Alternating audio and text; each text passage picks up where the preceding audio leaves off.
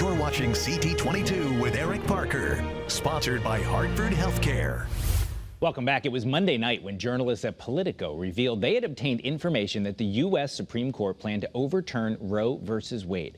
The next day, Chief Justice John Roberts confirmed that the draft opinion they received was authentic, and he ordered an investigation into the leak. There's been strong reaction in the days since. We've seen protests here in Connecticut. This pro-choice one held in New Haven Tuesday night. Signs supporting a woman's right to choose were carried by members of the crowd. Those with pro-life positions, including the Catholic Archdiocese of Hartford, welcomed the possibility that Roe v. Wade would be reversed. In a statement, the Archdiocese said, quote, although the framework for the opinion is strictly legal, it is no less a moral victory for all who believe the truth that life begins at conception and is to be protected by law. The Catholic people of the Archdiocese of Hartford are committed to helping pregnant and parenting mothers. Here with Planned Parenthood's perspective on what's unfolding is Amanda Skinner. She is president and CEO of Planned Parenthood of Southern New England. Thank you so much for being with us. One of the things that made this unusual was the way this news broke. A lot of people had speculated after hearing the oral argument that this could be the outcome. But to have it revealed this way, and not to focus on the leak, but just that it would show up on a Monday night, what was your reaction when you heard the news? First, thank you so much for having me, Eric. It's a pleasure to be here. Yes, this was surprising in the way that we learned this, but the news, unfortunately, was not surprising to us. We had been anticipating that this might be the outcome.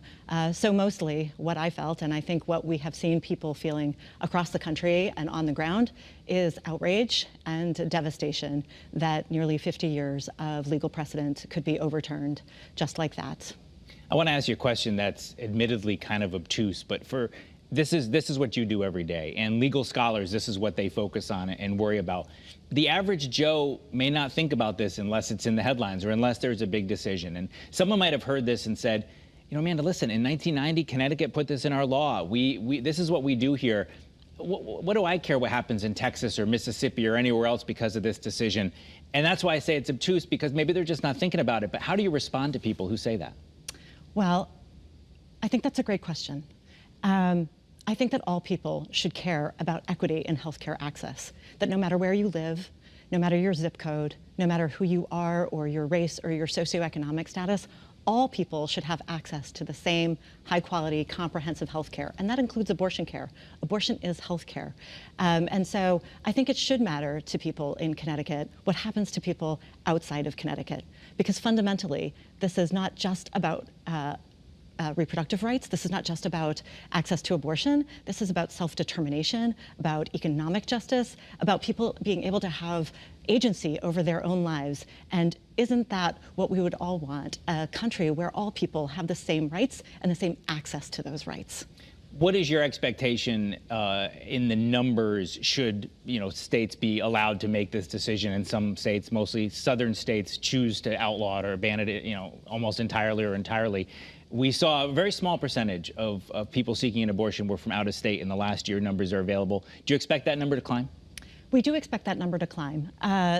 So we anticipate that 26 states are poised and ready to ban abortion, and we have seen states across the country already beginning to pass laws. Of course, we've already seen what's happening in Texas, which is a good barometer for what we can anticipate to happen next. So there will be large geographies of the country where abortion will no longer be accessible. 36 million people across the country stand to lose access to abortion care. So what we anticipate is that certainly the most impact will be in the states that border states. So if there's a state that does have access to abortion, bordering a state that does not, that's where we expect to see the greatest increase in demand for services. Just as an example, in Pennsylvania, they're anticipating over 1,000% increase in demand for care.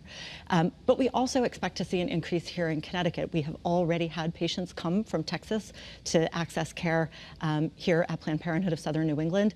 And so while we can't exactly anticipate what that will look like, we do anticipate that that will be occurring. Also, if the demand is so high in states that border us, states like Pennsylvania or close to us, states like Pennsylvania or New York, there may be people who have to travel even farther, and those folks might come to Connecticut.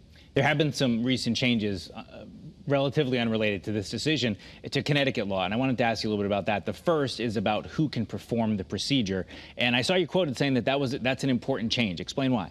Sure. It's an incredibly important change. we had to modernize our bill. So we passed a bill in 1990, as you said, Eric, that codified the tenets of Roe versus Wade and recognized the right to privacy in Connecticut into state law.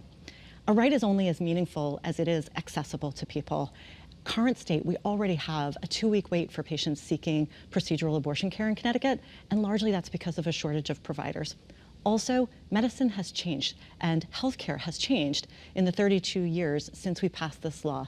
And we know that advanced practice clinicians are qualified, licensed healthcare professionals in the state of Connecticut. It is within their scope of practice to perform procedures like first trimester aspiration abortion procedures. We got an opinion from the Department of Public Health and they affirmed this point of view.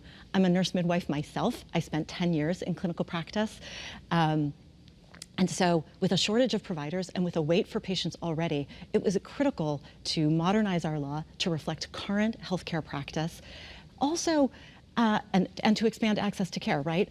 Also, for our patients, the large majority of our clinicians are advanced practice clinicians, and we want our patients to be able to see the clinician and provider that they know and that they trust and that they feel safe with. That's patient-centered care. Timely care is patient-centered, and patient-centered care is seeing a provider that they trust. We only have about a minute left. I want to ask about the other change, and that Sure. is about the privacy of people coming into the state and their ability for out-of-state people to sue them, right? So that was sort of the new rubric we saw from some of these states was, well, we'll let a private person bring a lawsuit in this case. How is someone in Connecticut who comes in from out of state better protected under this law? Absolutely. So we're very proud of the passage of HB 5414 here in Connecticut.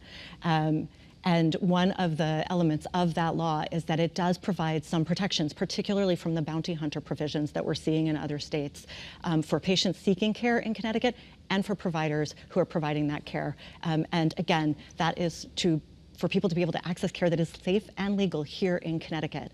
And we want people to know that they will be safe in accessing that care. No, we certainly appreciate you coming in to talk about this. Definitely a hot topic, and part of what's unusual about that release is now we have some period of time until this decision, however it comes down, will be official. We'll be watching that and maybe hopefully talking to you again. Yeah. Amanda Skinner, the president and CEO of Planned Parenthood of Southern New England. Thanks for being with us. Thanks for having me.